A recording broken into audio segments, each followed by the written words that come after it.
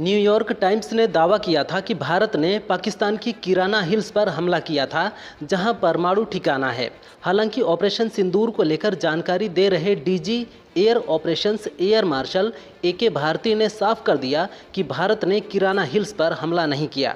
उन्होंने सवाल पूछने वाले रिपोर्टर से कहा, किराना हिल्स में क्या है, ये हमें नहीं पता था।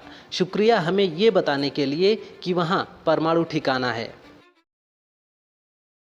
रोहित शर्मा के टेस्ट सीरीज से रिटायरमेंट की घोषणा के बाद वनडे इंटरनेशनल में उनके भविष्य को लेकर सवाल उठ रहे हैं।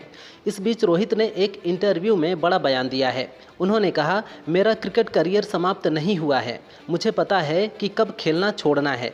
जिस दिन मुझे लगेगा कि मैं मैदान पर वो नहीं कर पा रहा हूँ जो मैं करना चाहता हूँ, तो मैं खेलना बंद कर दूँगा। फिलहाल जो मैं कर रहा हूँ उससे टीम को मदद मिलती है। छत्तीसगढ़ के पूर्व सीएम और वरिष्ठ कांग्रेस नेता भूपेश बघेल ने भारत पाक सीज फायर पर सरकार से सवाल पूछा है। उन्होंने कहा, क्या अमेरिका के दबाव में सरकार ने अपनी नीति में बदलाव किया? आतंकवाद से लड़ाई में राजनीति नहीं, राष्ट्रवाद चाहिए। दुश्मन के सामने कमजोरी नहीं, ताकत दिखाएं। भारत और पाकिस्तान के DGMO के बीच बातचीत खत्म हो गई। भारत के DGMO lieutenant general Rajiv Ghai और पाकिस्तान के DGMO काशिफ अब्दुल्लाह के बीच हॉटलाइन पर बातचीत हुई। सीज फायर के बाद ये पहली बार है जब दोनों देशों के बीच DGMO स्तर पर वार्ता हुई है। पाकिस्तान के DGMO ने कहा है कि सीज फायर का उल्लंघन नहीं किया जाएगा। उत्तर प्रदेश के बिजली कर्मचारियों ने एक बार फिर निजीकरण के खिलाफ मोर्चा खोल दिया है। कर्मचारी संघर्ष समिति ने 6 अक्टूबर 2020 को ऊर्जा मंत्री और वित्त मंत्री से हुए समझौते की याद दिलाते हुए कहा कि जब तक कर्मचारियों को भरोसे में नहीं लिया जाएगा, तब तक कोई भी निजीकरण मंजूर नहीं होगा। संघर्ष समिति ने निजीकरण रोकने के लिए सरकार को कई सुझाव भी पेश किए। जम्मू कश्मीर के मुख्यमंत्री उमर अब्दुल्ला ने कहा, पाकिस्तान ने केवल एक समुदाय को निशाना नहीं बनाया, बल्कि उन्होंने गुरुद्वारों, मंदिरों, मदरसों और दरगाहों को भी निशाना बनाकर गोलीबारी की है। पाकिस्तान ने भारतीय सेना पर आरोप लगाया था कि उसने धार्मिक स्थलों को निशाना बनाया है, जबकि असल में पाकिस्तानी सेना ऐसा कर रही थी। डोनाल्ड ट्रंप ने भारत और पाकिस्तान के बीच सीज फायर को लेकर कहा, मुझे सीज फायर के बारे में बताते हुए गर्व है। भारत और पाकिस्तान दोनों परमाणु संपन्न देश हैं। हम लोगों ने परमाणु संघर्ष को रोका है। दोनों देशों के नेताओं ने परिपक्वता दिखाई है। ट्रंप ने धमकी देते हुए कहा, मैंने दोनों देशों से कहा कि चलो हम इस संघर्ष को रोक कर व्यापार करते हैं, लेकिन अगर आपने इसे नहीं रोका तो हम व्यापार नहीं करेंगे।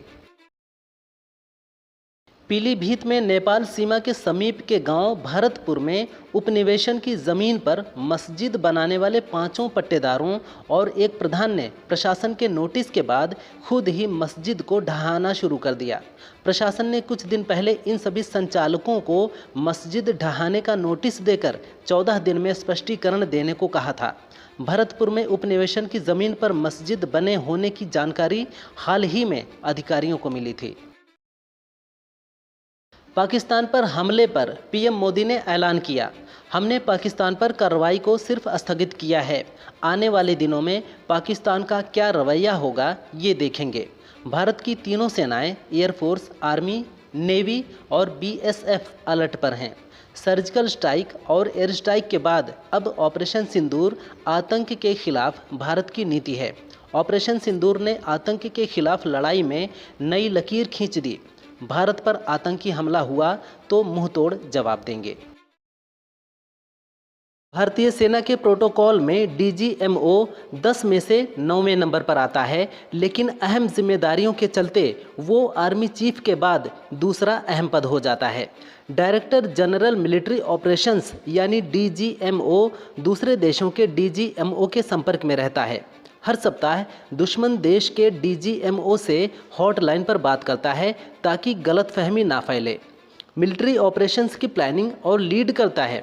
सरकारी मंत्रालय और सेना की सभी यूनिट्स के साथ कोऑर्डिनेट करता है। बांग्लादेशी मूल की ब्रिटिश महिला ने वाराणसी में पिंडदान किया, साथ ही हिंदू धर्म अपनाया। आबिया बानो ने कहा कि 27 साल पहले गर्भ में मेरी बेटी की मौत हो गई।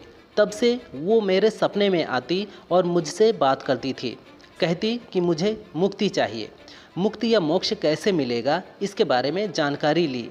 कई वेबसाइट्स खंगाले, तब मुझे काशी में पिंडदान और मोक्ष के बारे में पता चला। मैं इसके बाद सीधे काशी आ गई।